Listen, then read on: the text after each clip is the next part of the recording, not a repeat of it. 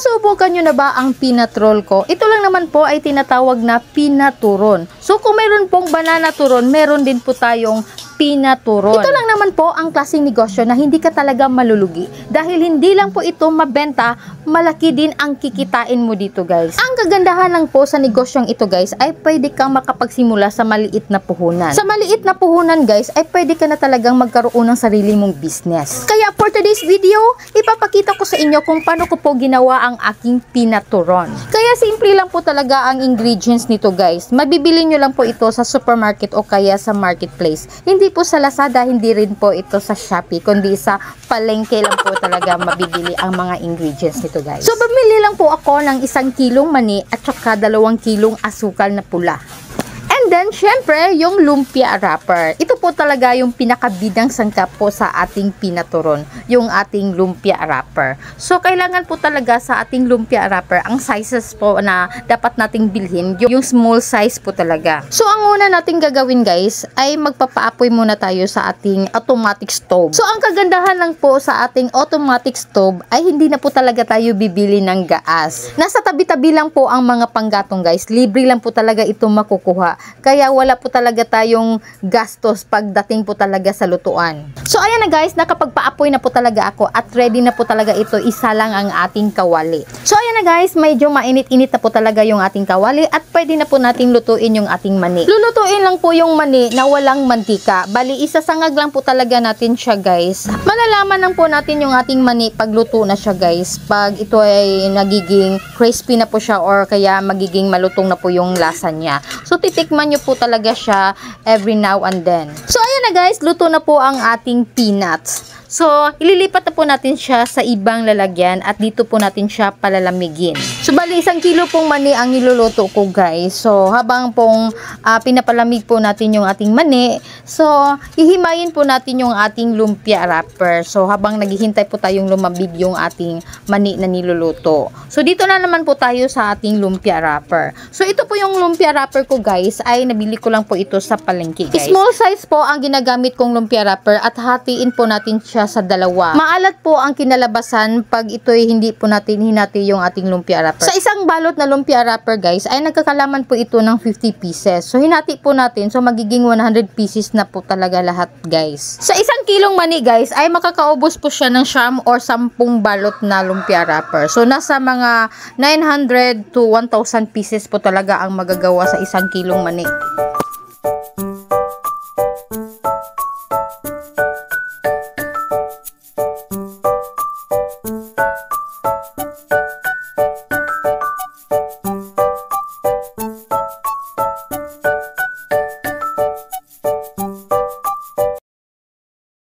So, ito na guys, lumamig na yung ating mani na pinapalamig kanina. So, pwede na po natin siyang dikdikin na hindi po masyadong pinong-pino. So, tamang-tama lang po yung pagka-crack niya.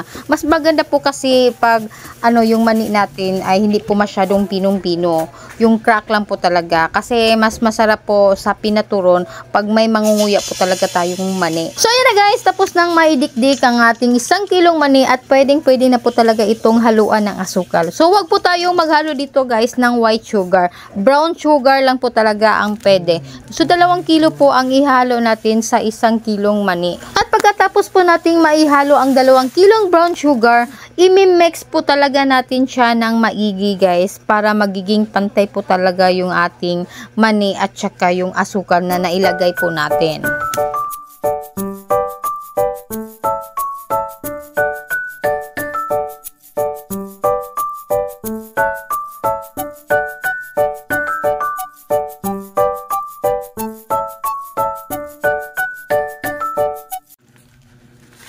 So, ayan na guys, tapos na po natin maihalo ang 2 ingredients. So, magsimula na po tayo sa pag-roll ng ating peanut turon. So, i-roll po natin sa lumpia wrapper. So, ito na po yung hinahati kong lumpia wrapper guys. Bali, magtataka lang po tayo dito guys ng kalahating kutsara. So, estimated lang po talaga yung pagkalagay po natin kasi depende lang po talaga sa sizes ng ating lumpia wrapper. Kasi meron po talaga tayong mga lumpia wrapper na hindi po talaga kaya-aya po yung sizes niya. Kaya, tayo po talaga ang mag-a-adjust. So, ang pagtakal po talaga natin dito sa ating peanut turon guys, magdepende po talaga yan sa sizes ng ating lumpia. O diba? Sa kadalasan po talaga dito guys, mangangalahati talaga ng kutsara ang pagkalagay ko dito sa aking peanut turon guys.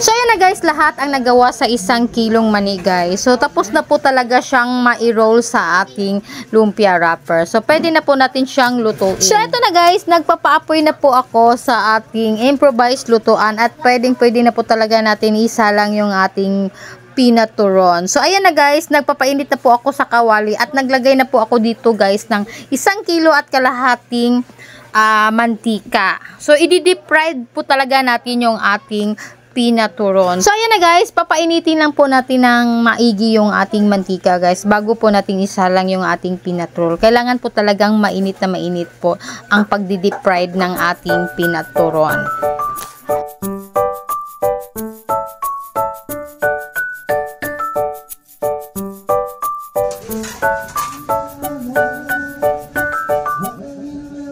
So ayan na guys, ready na po natin i-deep fry yung ating peanut roll guys. At meron po ako dito guys ng asukal. Ito lang naman po ay i-melt po natin, kumbaga i-coat po natin sa ating peanut roll guys. So pagkatapos Pagkatapos po nating mailunod yung ating mga turon guys, isunod po natin yung mga 2 dakot na asukal guys, yung brown sugar. Para naman sa ganun ay magiging sabay po yung paggaluto ng ating turon at saka yung ating melted sugar. Kumbaga melted sugar po ang magkukot po sa ating peanut turon.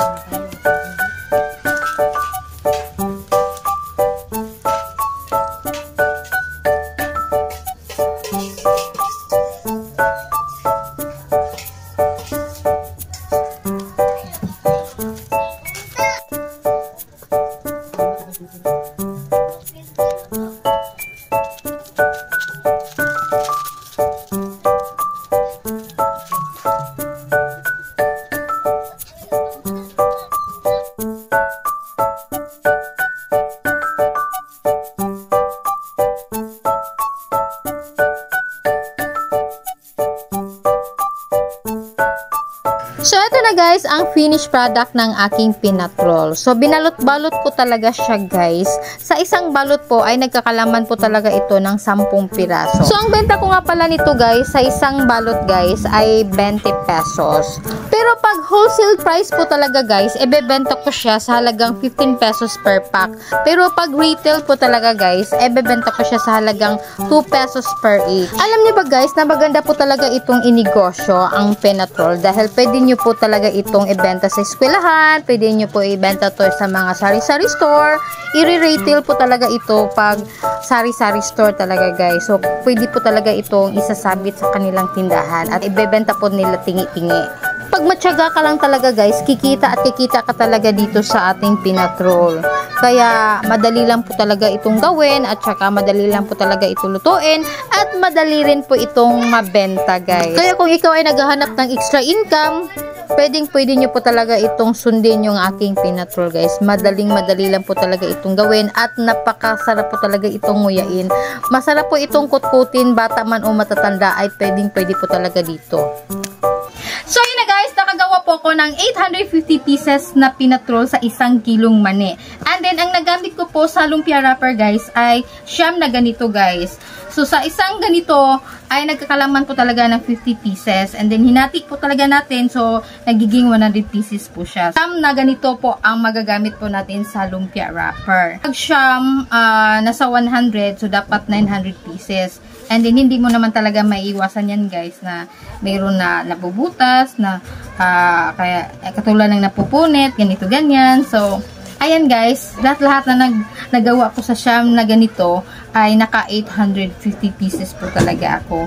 And then, binalot-balot ko po siya guys para hindi po madaling makunat po ang ating peanut roll. Dapat hindi po talaga siya naka-expose sa hangin kasi kukunat po talaga yung ating peanut roll pag hindi po talaga nakabalot yan. So, dapat hindi talaga naka-expose yan. So, sa isang pack po guys ay nagkakalaman po talaga siya ng 10 piraso. So, ibebenta ko siya sa halagang 20 pesos per pack. And then, pag wholesale price naman po, depende po sa, napagkasunduan nyo, magkano talaga ang ibibigay mong wholesale price. Sa akin naman guys, pwede akong magbibigay ng 15 pesos per pack. Para naman makikitain pa yung magbibenta nito. Katulad ng mga sari-sari store. So, mga sari-sari store, pwede naman sila magkapagbenta nito kasi naka-sealed naman siya. Hindi naman madaling kukunat yung peanut roll natin pag naka-sealed po talaga. So, bubutasan lang nila pag meron pong bibili ng isa-isa, pa isa-isa, pa dalawa-dalawa, mga ganon-ganon, di ba?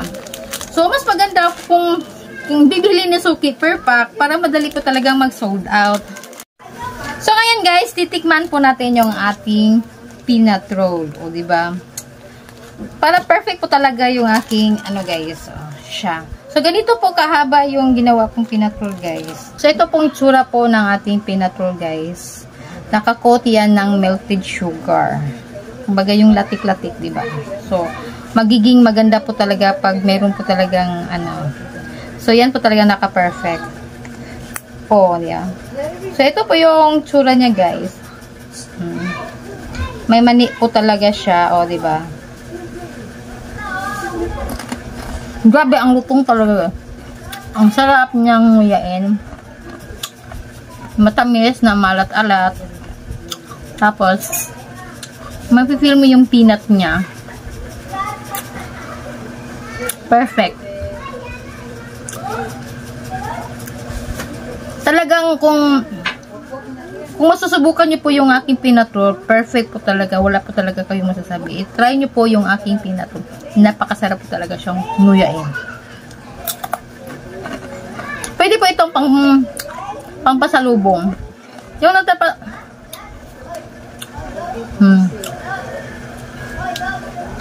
Grabe, napakasarap niya guys. Perfect.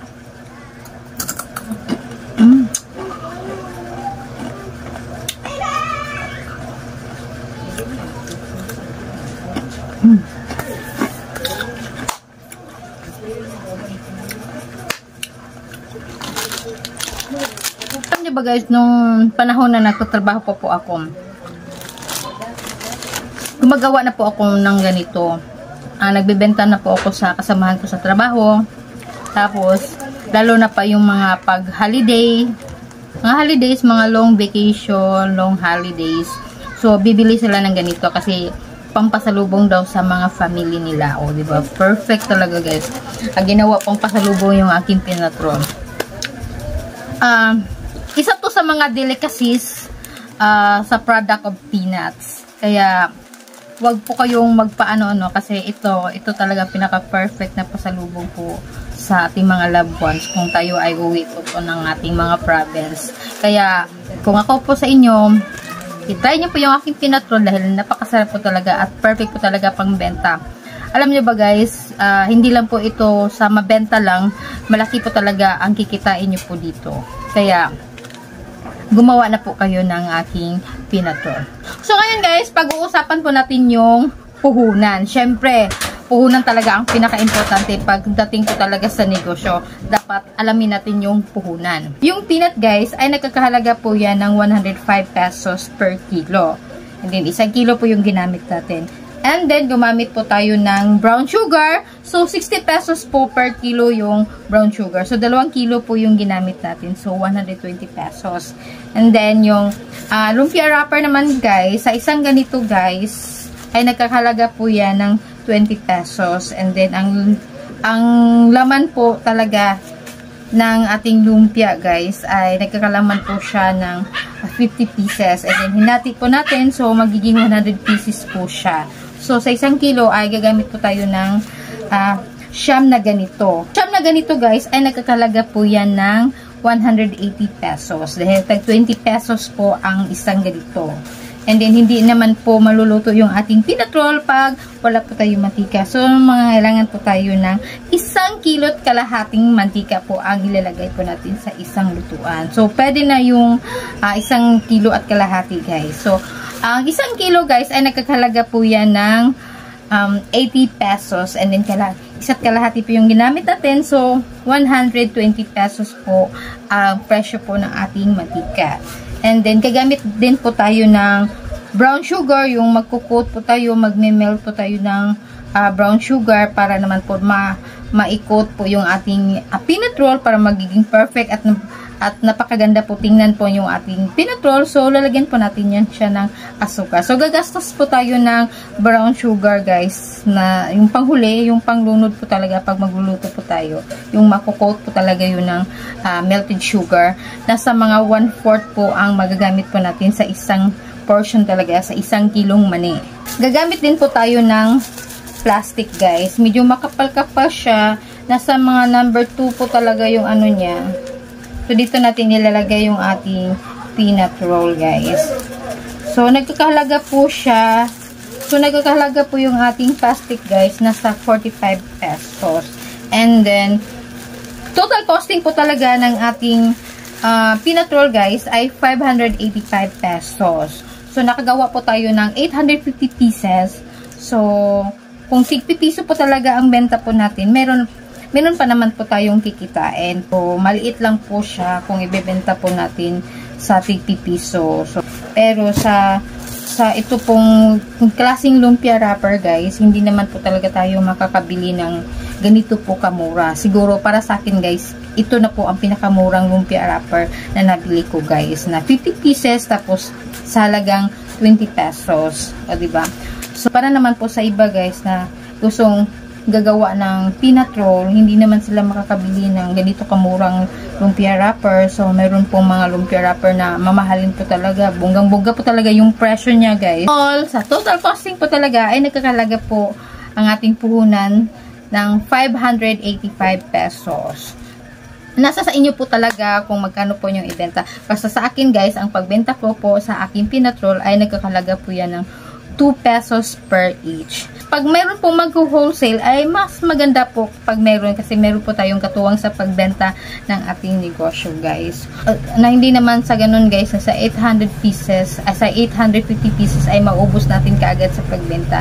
So, mas maganda po talaga meron po tayong katuwang sa pagbenta. So, hindi po talaga magiging intact po yung pwede natin kikitain pag meron po tayong katuwang sa pagbenta ng ating peanut roll. So, mas maganda meron po tayong reseller. So, meron din po. So, nagbebenta ka rin ng tingi-tingi. O, diba? So, ayan, guys. Salamat kung umabot ka sa part na ito. Sana po ay nagustuhan nyo po ang aking video. Sana po ay may natutunan po kayo sa araw na ito. So, kung ikaw ay bago ka pa lang sa aking channel, huwag nyo pong kalimutan na pindutin ang subscribe button na hit notification bell para lagi po kayong updated sa mga videos na aking i-upload. At kung ikaw ay may mga comment, kung merong mga katanungan, huwag nyo pong kalimutan na mag-comment po kayo sa baba para naman sa ganun ay masagot ko po yung mga lahat ng mga tanong ninyo sa susunod na araw. So, that's it. Thank you for watching. Bye-bye!